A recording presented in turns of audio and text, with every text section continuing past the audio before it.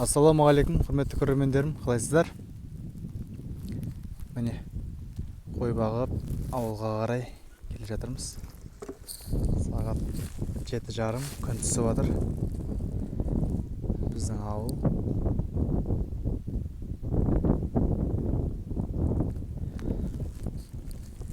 Малды кеше дәріледік.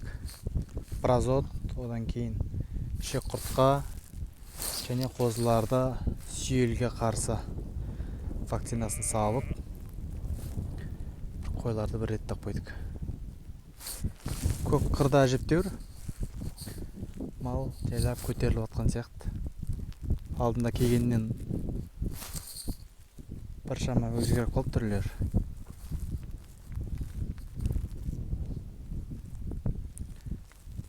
Қазір қырда бұрын бітеліп қалған құлдық бар екен. Соны ауылдың жігіттерімен ашып жатырмыз. Сиыр бағатыны бар, қой бағатыны бар, солармен бірге. Ертең күн ысыған кезде сол жақтан су ішетін мал.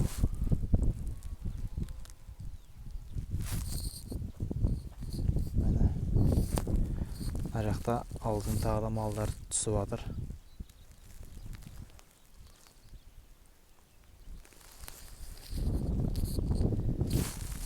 Осы ағайын, мендегі жаңалық. Істеп жүрміз. Таза ауада. Шаруашылықтарыңыз дамысын ағайын. Тек қана алға.